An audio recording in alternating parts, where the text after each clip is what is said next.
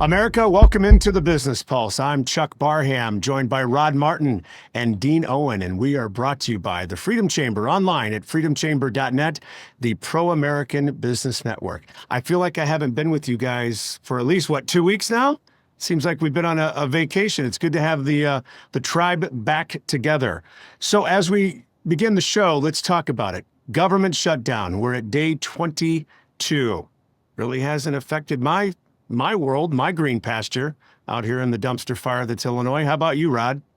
No, not at all. The government is not on our backs quite as much. That's nice. Trump has all the cards here. He needs to not mess that up, but he doesn't tend to mess those things up. Schumer is demanding that we spend $500 billion more on Affordable Care Act subsidies from the COVID era, which just proves that it was never an Affordable Care Act.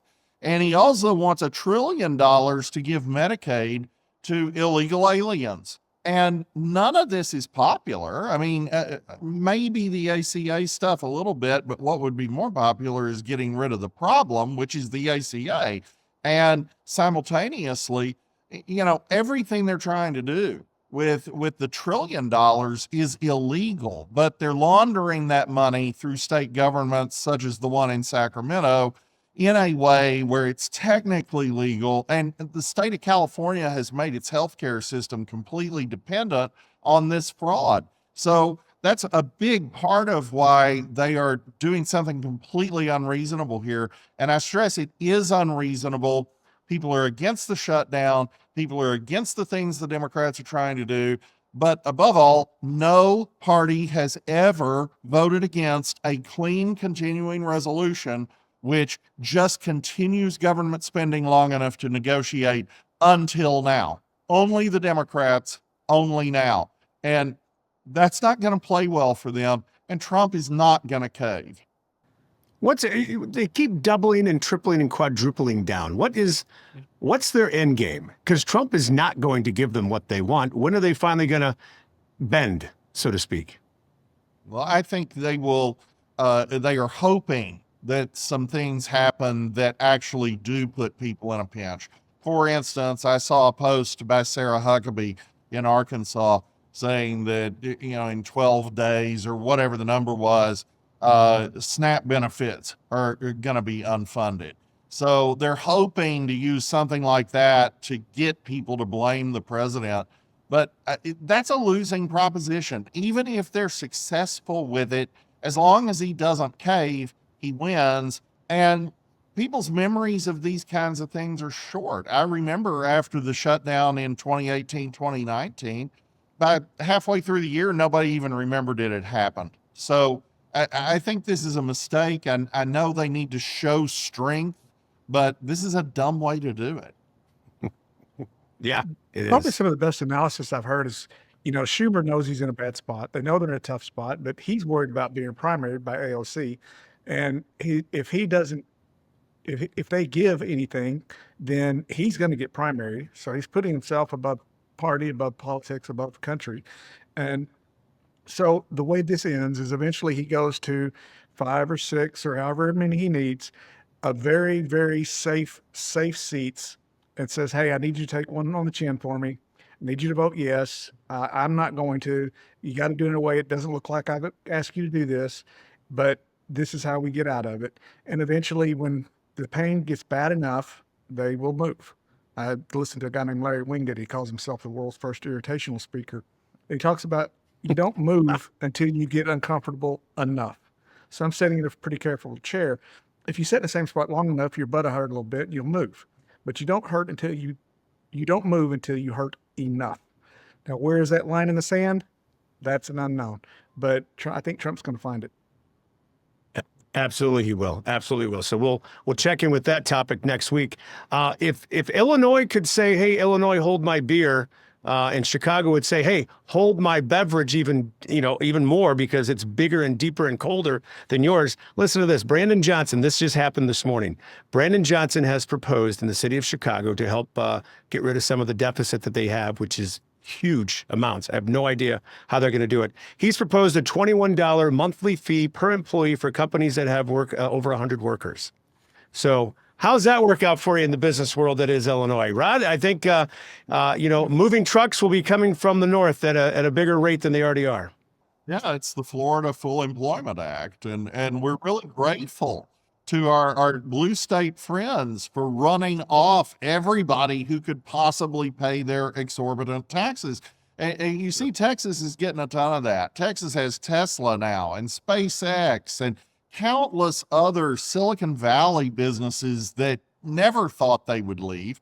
But then, Florida's getting its share too. We aren't going to get the cool new Texas Stock Exchange that's going to Dallas, but we are getting all of these hedge funds and other financial institutions coming out of New York.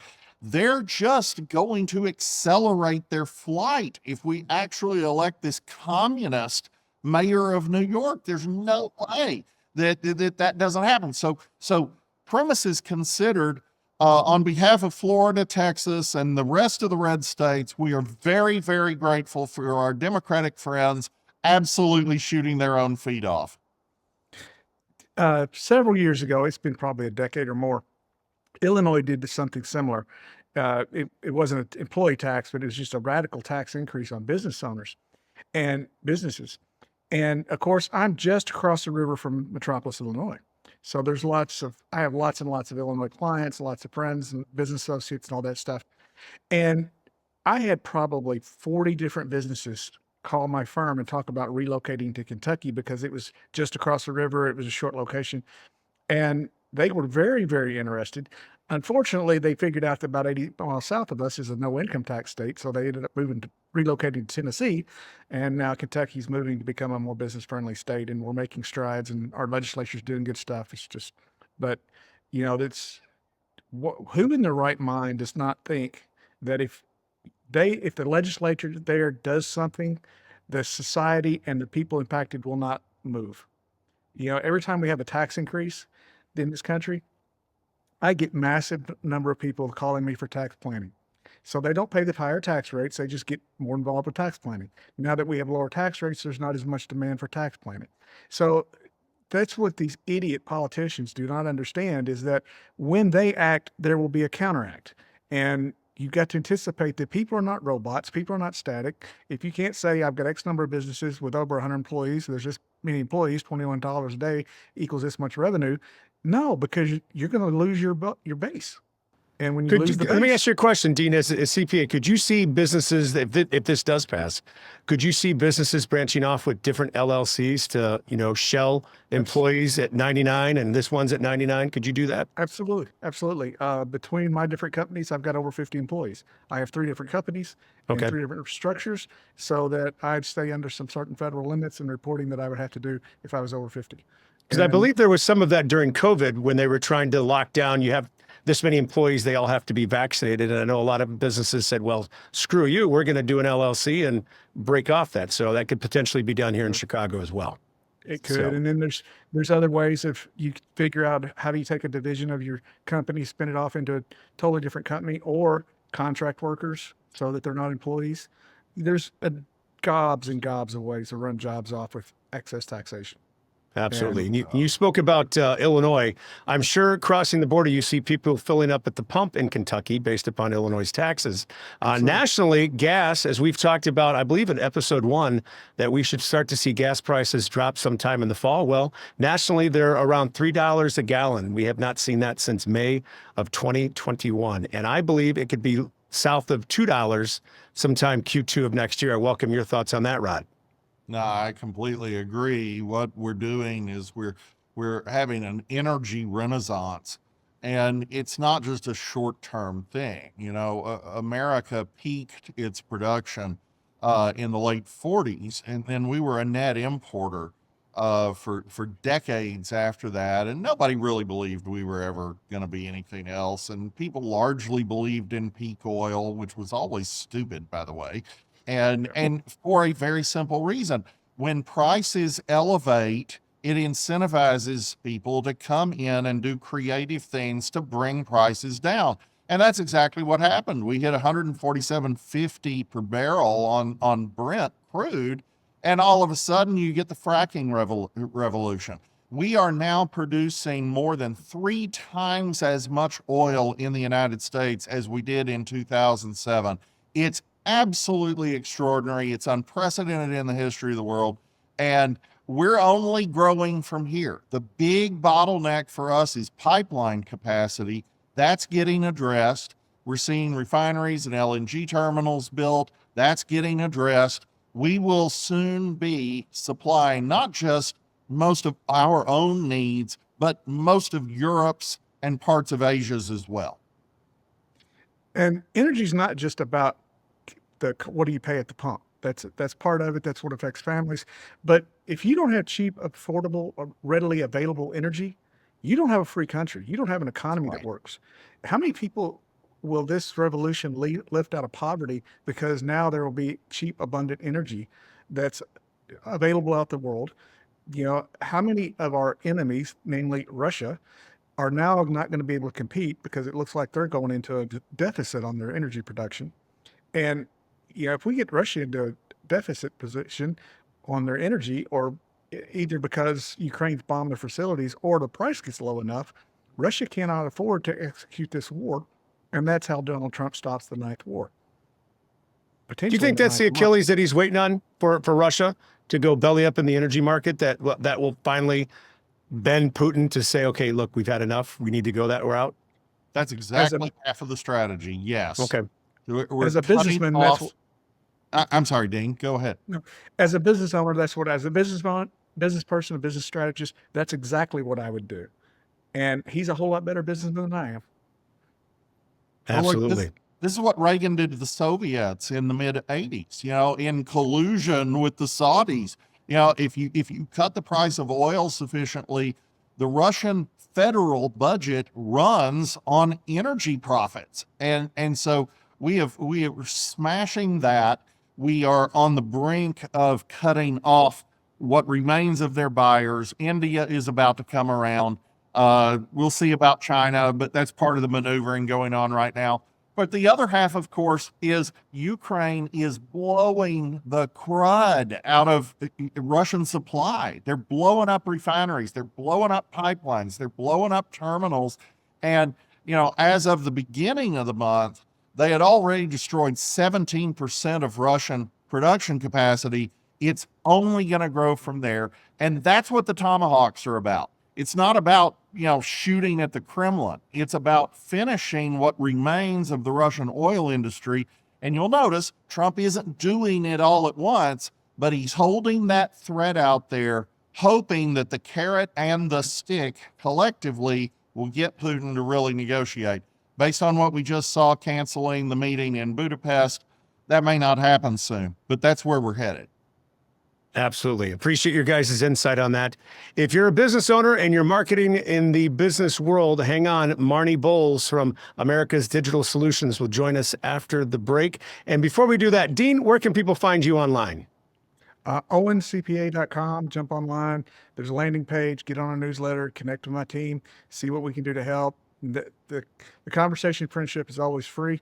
The newsletter is very informative. It's been said to be one of the best financial newsletters in the country, and it's completely free. We're trying to be a resource, trying to help. We're not trying to out here spam you. So jump online, connect with our team, and see what we can do to help. And Rod, you, the Martin Report. Come to rodmartin.org. Daily conservative geopolitical analysis that Fox Business calls absolutely phenomenal, quote unquote. So rodmartin.org. I love it. I'm going to get a T-shirt that says that quote. And I'm going to wear it here on the program one of these days. I promise you that. We'll be back. This is the Business Pulse. Marnie Bowles joins us next. Hey, the Freedom Chamber is amazing. I'm so glad that we get to be here on the Freedom Chamber's Business Pulse. This is an organization you should support. It's an organization of which you should be a member. The Freedom Chamber is getting important things done in this country. And honestly, we need spaces for people who believe the sorts of things that if you're watching this, you probably do. We have gone through this extended period of not just canceling individuals, but just boycotting businesses and doing terrible things, debanking. Nigel Farage, who is likely to be the next prime minister of the United Kingdom, was actually debanked by all the major banks in the United Kingdom. And of course that happens here, and we get de-insured and all these terrible things. The Freedom Chamber is fighting for you. The Freedom Chamber is here to make sure that you're protected, that your values matter, they count, and they're in the public square. So I encourage everybody to join the Freedom Chamber. Welcome back to the Business Pulse. I'm Chuck Barham. We're brought to you by the Freedom Chamber, online at freedomchamber.net, the Pro-American Business Network. Joining us right now is Marnie Bowles of America's Digital Solutions. Marnie, welcome into the Business Pulse. Pleasure to be here. Thank you for having me, Chuck. Walk us through exactly what you guys do and what makes you different, the difference in the SEO world and the whole digital campaign world. Oh, yeah, absolutely. I'd say one of the big things when it comes to digital marketing out there today is a lot of agencies tend to do long-term contracts. So right off the bat, something that sets us apart is we're month to month.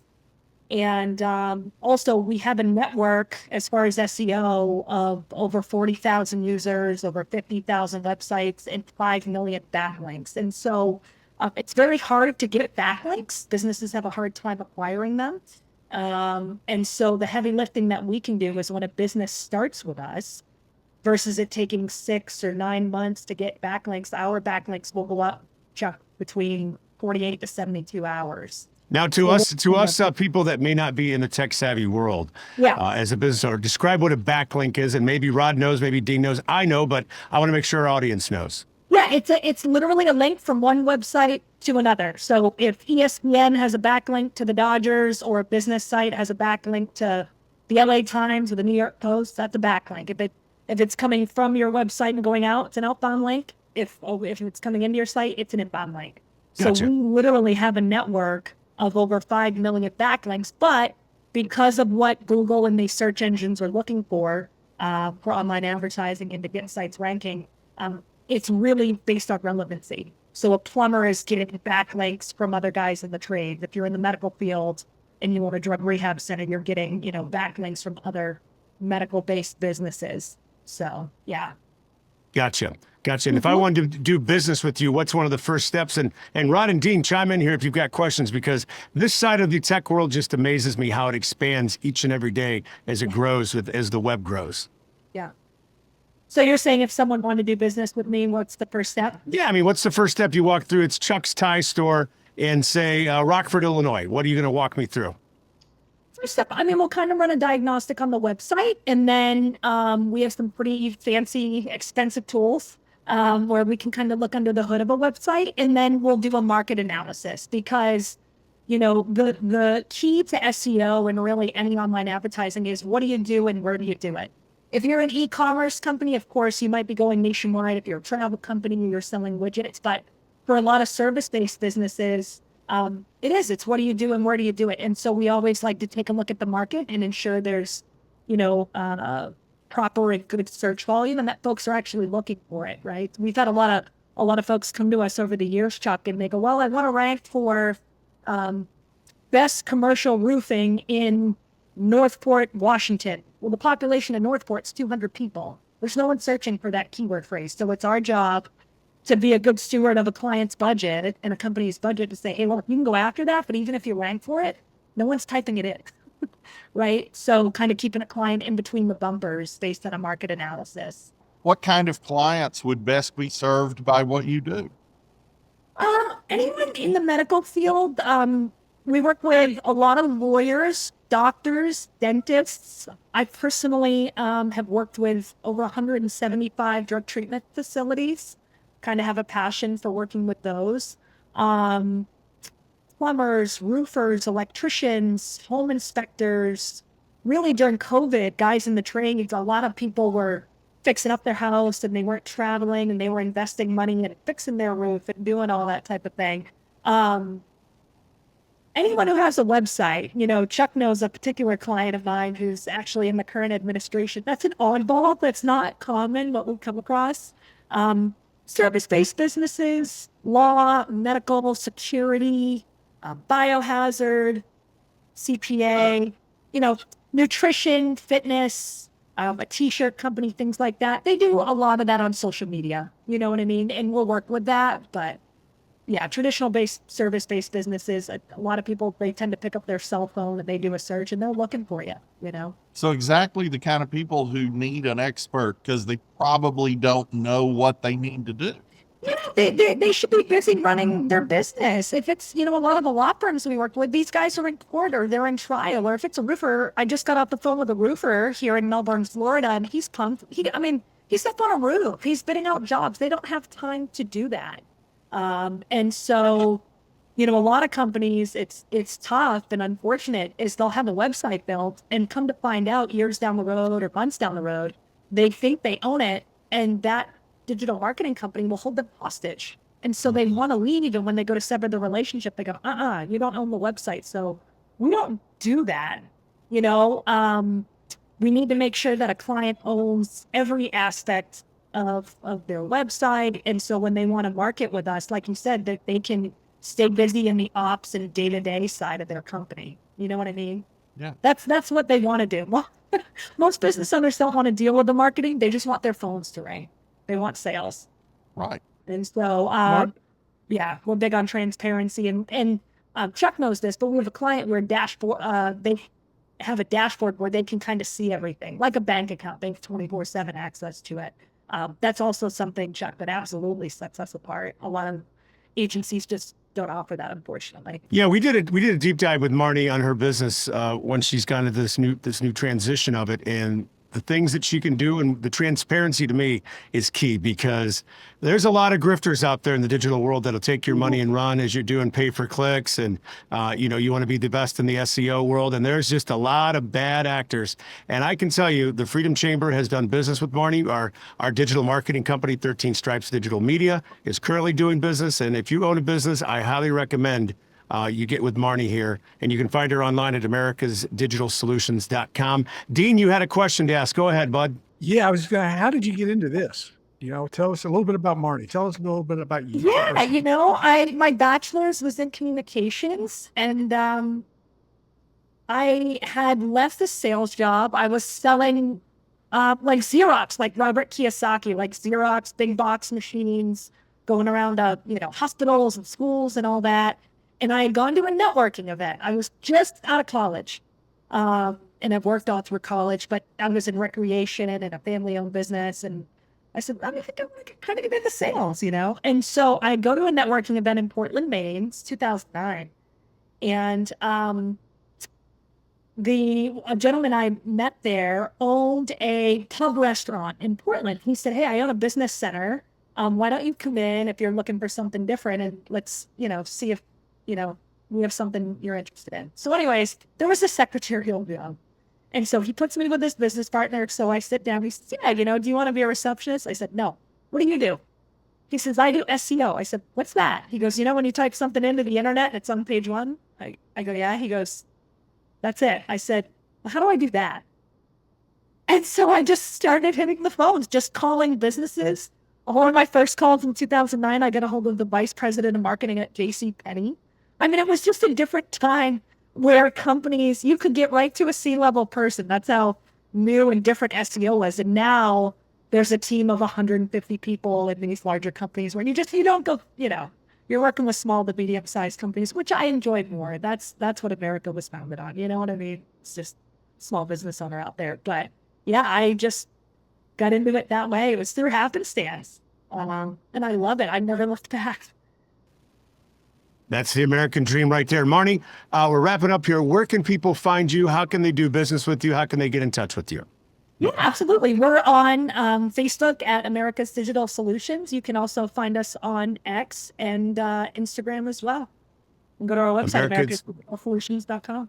Absolutely. Rod, it's been a while since we've had you on the show. You've been well, and where can we find you online in the Martin Report? rodmartin.org, and we encourage everybody to come. We've got about 25,000 subscribers there for geopolitical analysis that Fox Business calls absolutely phenomenal. And I hope we can live up to that.